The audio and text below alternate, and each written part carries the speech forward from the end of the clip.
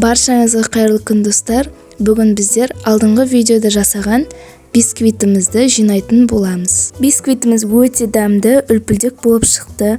Егер сіз ол видеоны көрмеген болсаңыздар, міндетті түрде қарап шығыңыздар. Видеоның ссылкасын описанияға қалдырып кетемін. Торттың кремін біздер сливкиден жасайтын боламыз.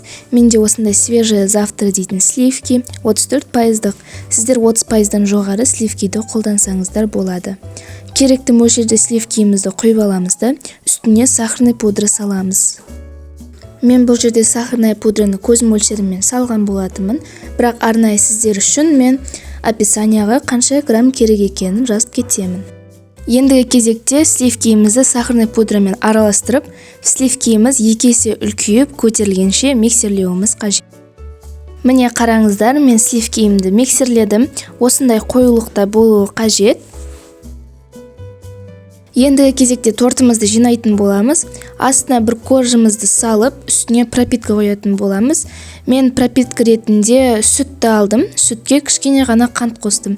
Егер сіздер сүтті ұнатпайтын болсаңыздар, суды қолдансаңыздар болады. Су мен қантымызды жақсылап қант ерігенше араластырып аламыз. Содан кейін барып пропитка ретінде қолданамыз.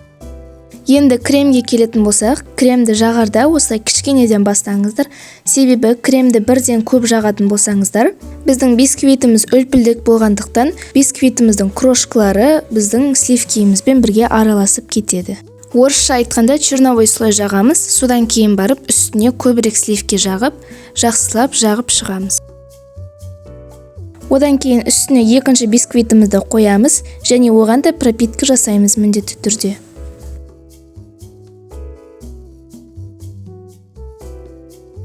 Коржды пропитывать етіп болғаннан кейін үстіне сливкиімізді жағамыз.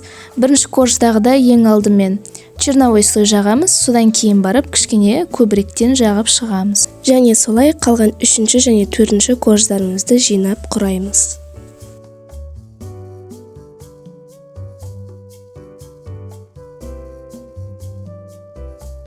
Ендігі кезекте тортымыздың үстін және жан жақтарын выравнивать ететін боламыз.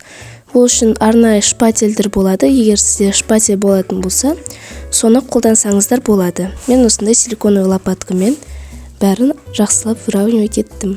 Тортымызды выравнивать етіп болғаннан кейін жарты сағатқа холодильникке салып қоюымыз қажет.